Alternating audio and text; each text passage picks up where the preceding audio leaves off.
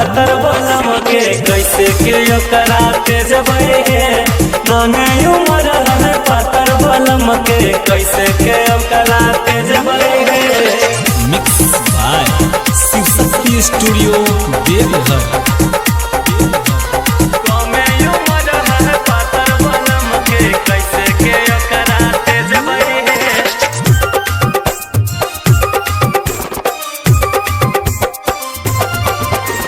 झट बनैबै पट खियबै तनिको नहीं ओकरा खटैबै हे कुछु न मांगबै अपन बलम से नैहर से मंगबै हे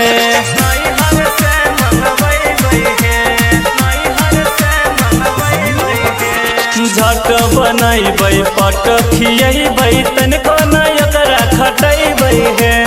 कुछु न मांगबै अपन बलम से नैहर से मंगबै हे नशा खोरी ना कह देबै गलती से पढ़ जबै हे नशा खोरी ना कह देबै गलती से पढ़ जबै हे कमे उमर है पातर बलम के कैसे के ओकरा तेज बहे हे नाने उमर है पातर बलम के कैसे के ओकरा तेज बहे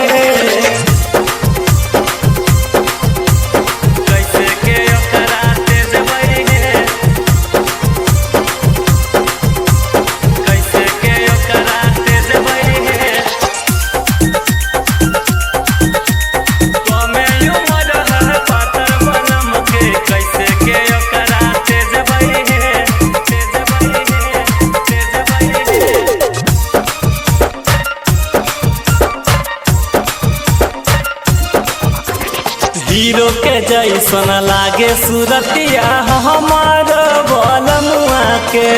दिला में अपन बसाई के रखबै भूल जैबै माँ जनुआ के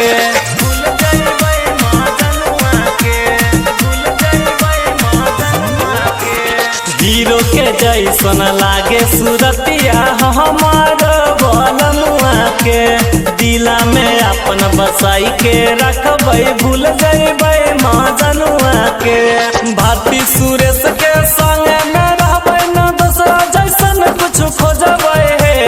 नंदन विकेश के संग में रहबै न दूसरा जैसन कुछ खोजबै हे कमे उमर है पातर बलम के कैसे के ओकरा तेज बहे नाने उमर है पिया के हमर कैसे के ओकरा तेज बहे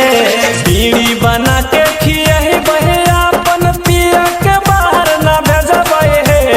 बीड़ी बना के खियबै अपन पिया के बाहर न भेजबै हे कमे उमर है पातर बलम के कैसे के ओकरा तेज बहे